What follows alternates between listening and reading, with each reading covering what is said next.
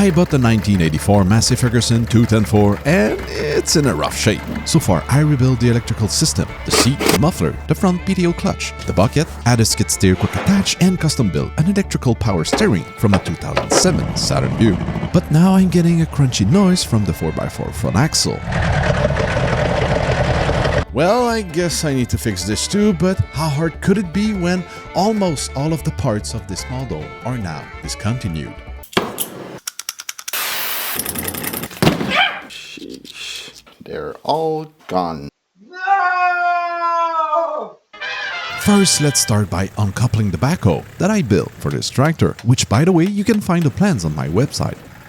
Then I uncoupled the front loader that you cannot find the plans on my website. But seriously, I think this should be the next bit I rebuild in a future episode. I'm thinking self-leveling loader. Yeah, that could be nice.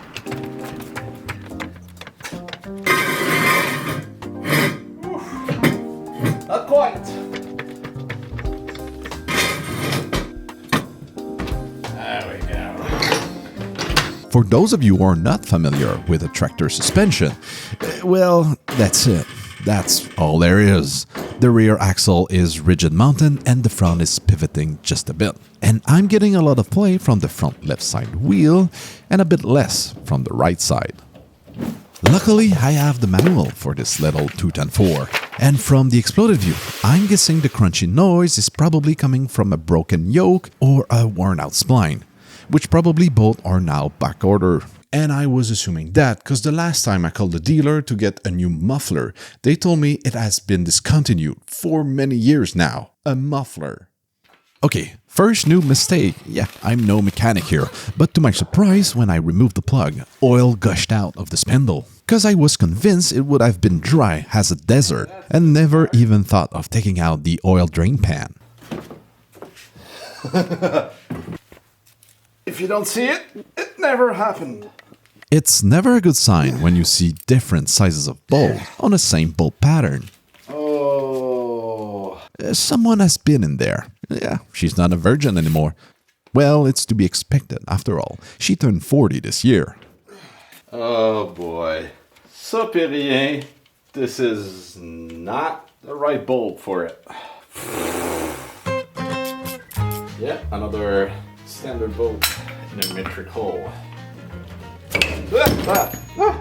Ta-da! Oh, homemade gasket. And a nail! Roof sheeting nail. Nice. I gotta say, bonus point for the sealed box gasket. Looks like cinnamon toast and crunch. Not my fave. Yeah, that could be an issue. Okay, here's Viny from the future. Come on. Focus you. While Viny from the past is trying, by questionable ways, to get the camera to focus. At the time, I thought that the spline was worn out because of the budge at the edge of it. But I learned that it's just a stopper for the yoke, so it's fine. That, I think it's a piece of copper pipe that was, I don't know, surprises. And yes, that bit was really a piece of copper pipe. The left side is not that bad. Most of the ball bearings were still in place, but the right side is a different story. Oh. That's what I expected. It's a mix of dirt and oil, and there was not a lot of it left from the spindle. I am looking for ball bearings, and there's none. None of them. They're all gone. The seal is gone. The ring is gone. Okay, now the good news.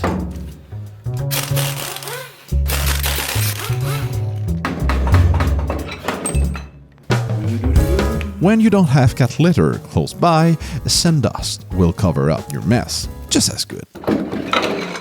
So this is the front diff. Yep, there's a diff in the front axle. It's not a solid axle like some may think. And the name of the game was to be able to remove the diff without disassembling the driving shaft coming from the back of the tractor, which I manage like a real man. First try. Always have a squishy oil drain pan in case you drop a 25-pound diff on the concrete floor. And it poked a hole. Okay, Okay, the plan here is, while being at it, disassembling the entire front axle and making sure that everything is in working order. And the front diff will not be an exception. I am looking for a seam from... Oh, there it is.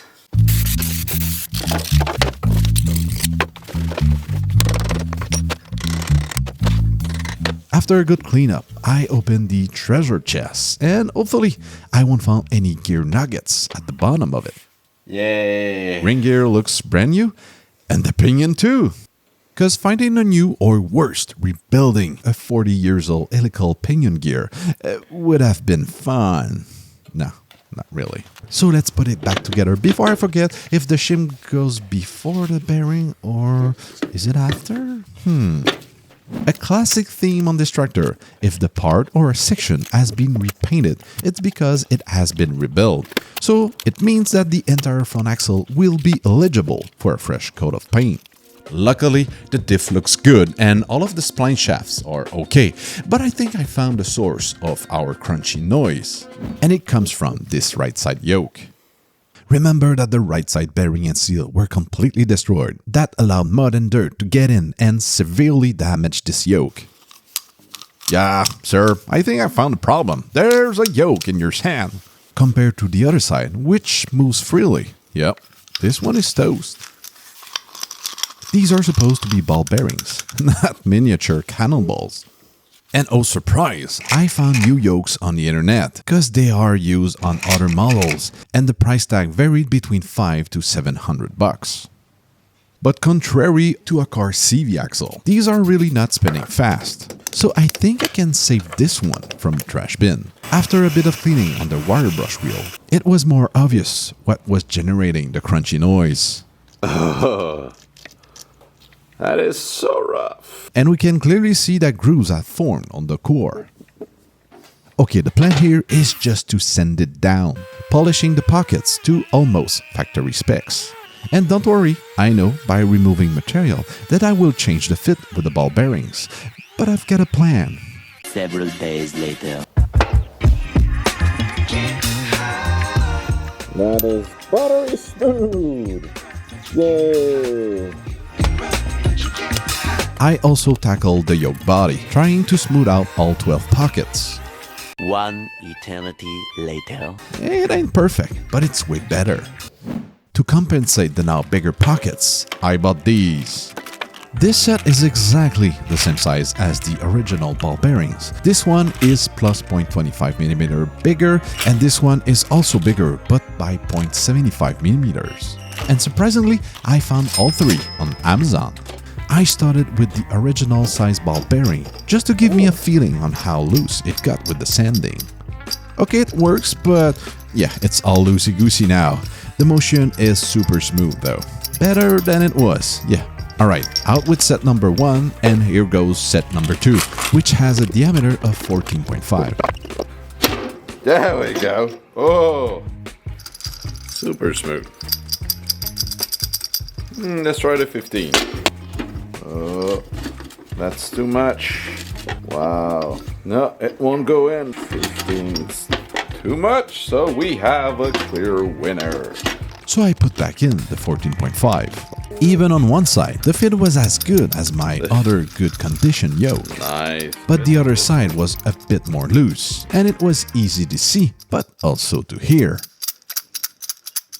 A sound that a bunch load of grease will take care of.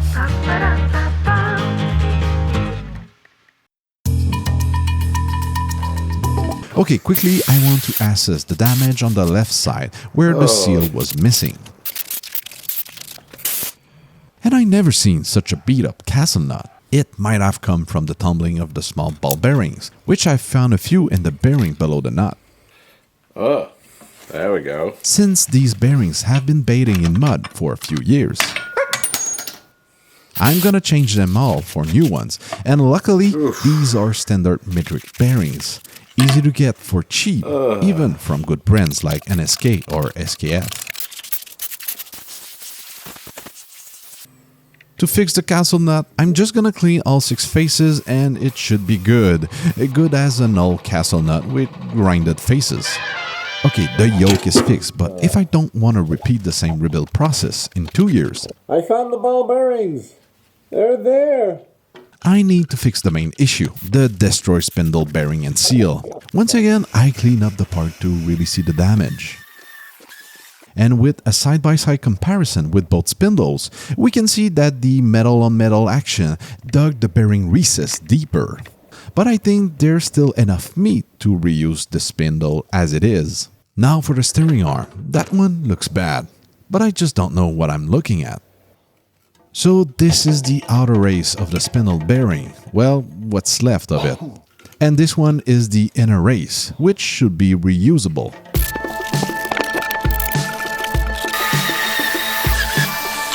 Here I just want to clean a bit the face and see how hard it is. I know with that kind of spark, it's hardened steel alright. Okay.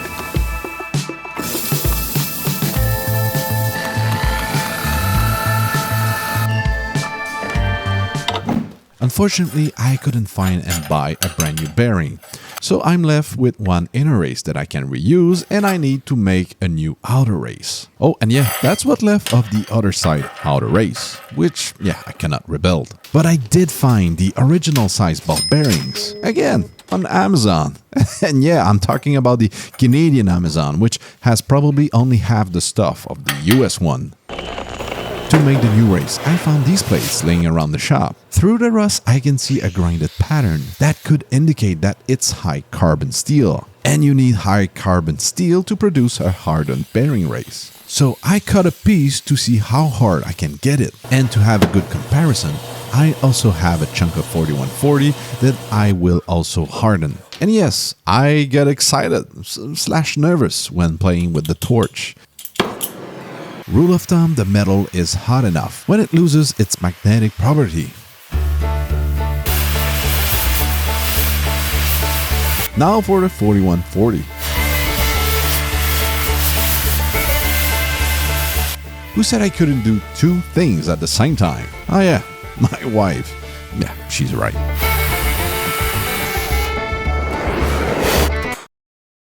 We have a soft piece of 4140 has a baseline, a piece of hardened mystery steel and the hardened 4140. I'll try the punch trick on the soft 4140 and it leaves a mark. Then the hardened 4140, not a dent, just a change in color. Now for the hardened mystery steel.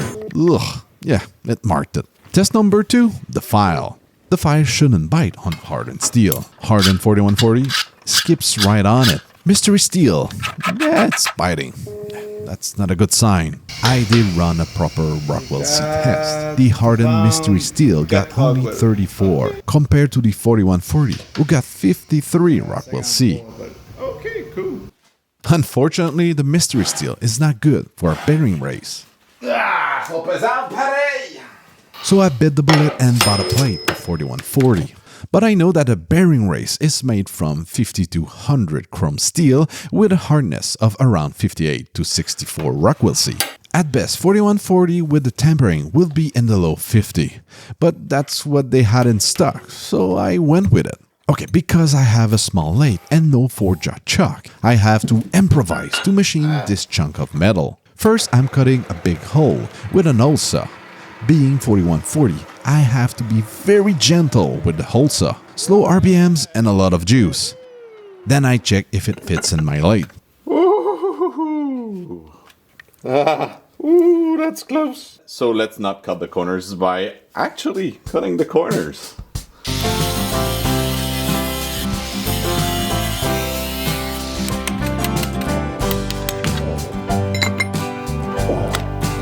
It's already a bit sketchy and we didn't even reach the fun part yet. Un petit peu moins vite.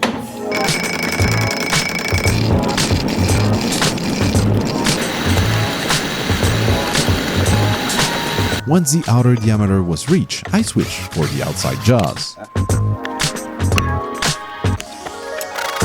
And using, yes, a parting tool. I know we're not supposed to use a parting tool like this, but if it works, I mean, it works. Oh, I can see the groove. Oh. Now that's the sketchy part. Finalement, plus de peur que de mal. Almost there. Yeah, it took a toll on the parting tool, but it was worth it. I was putting the finishing touches when la merde hit the fan.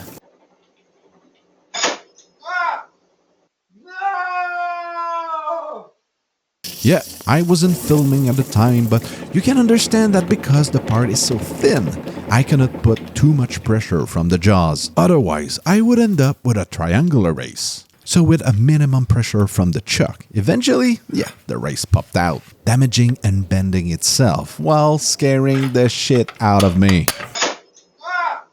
Arming myself with patience, I once again chucked the bent race in hopes to bring it back to life. Which I did, well, partially.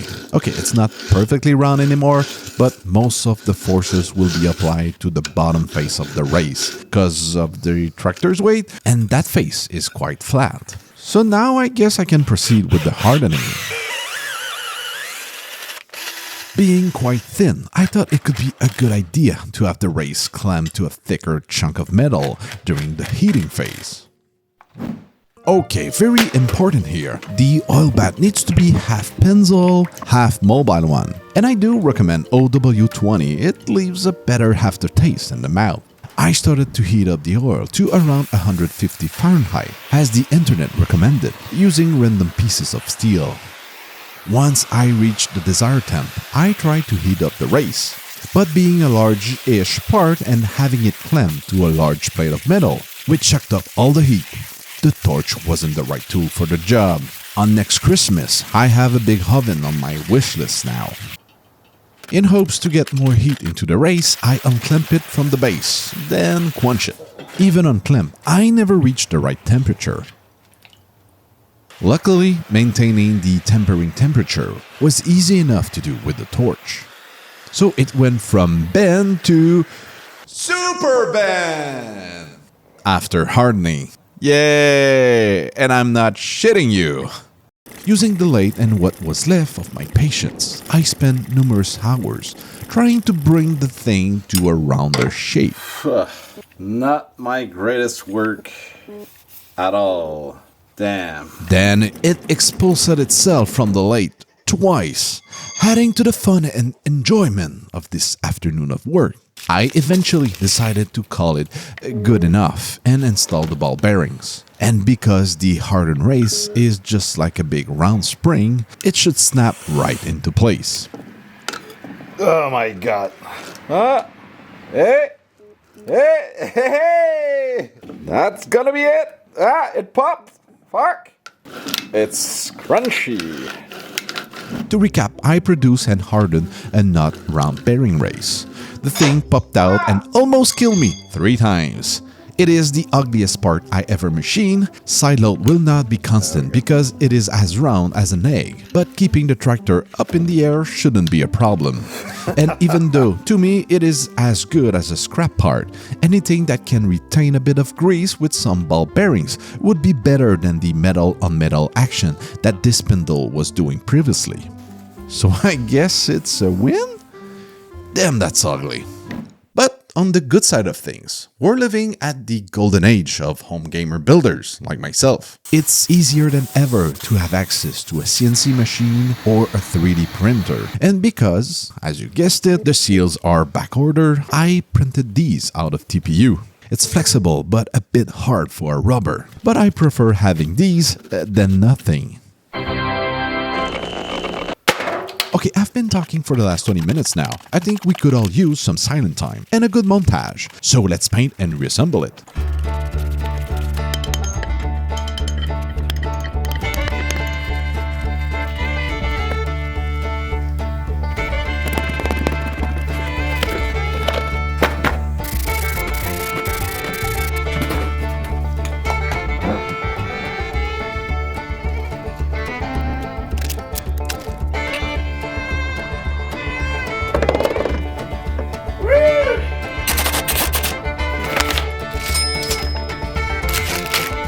If you made it this far, despite my French-Canadian accent and my corny jokes, I think it deserves a sub. Or at least a like. Maybe a comment? If you don't already know it, I'm selling plans for welding fixture tables and accessories. And these are not just good for welding, but also when you need a third end to build something. Link downstairs. Lick, lick, lick, lick, lick, lick, lick, lick, lick, lick, lick, lick.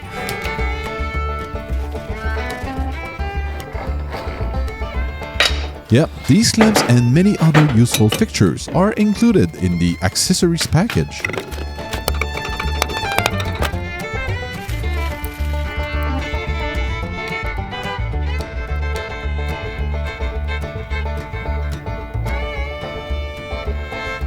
Whoa, that one is nicer than the other one. Love this. Okay, here's the task is quite simple. I need to slide the yoke into the spindle shaft and then on the arm's driving shaft, or like so. But this is without the steering arm casting, because with the casting, it's a bigger challenge. I'm not gonna lie, I spent a whole hour trying to slide the yoke into place, but I'm gonna spare you with that marvelous 60 minutes. Instead, I kept the best of, or should I say, the crescendo of swears, which took place during this wonderful mechanics session. Ah ouais. Ah ouais, rentre, tabarnak. Ah ouais! Tabarnak. Ah! Fucker. Hein? Ah ouais. Ah! Tabarnak. Ah! Ah! Tabarnak! Il veut pas embarquer dedans. Ah ouais! But eventually, Ah! Ah! Woo! Ah! Yay! to adjust the play on the pivoting spindle, you adjust a big screw on the bottom of this U-shaped part. Clever but unusual design. These arms are close to 100 pounds each. The less I handle them, the better my back will be tomorrow morning.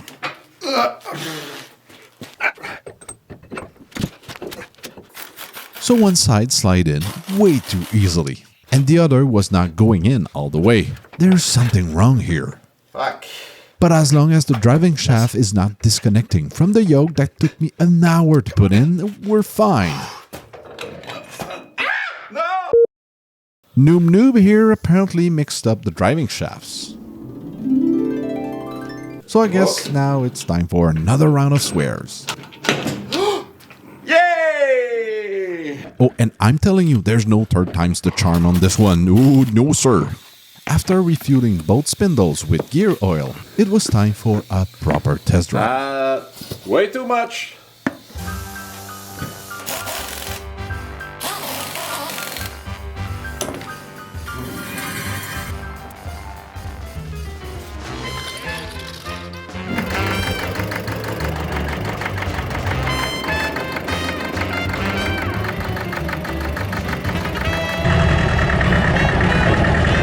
Oh, yes, it's fixed. And it's night and day when comparing with old footage.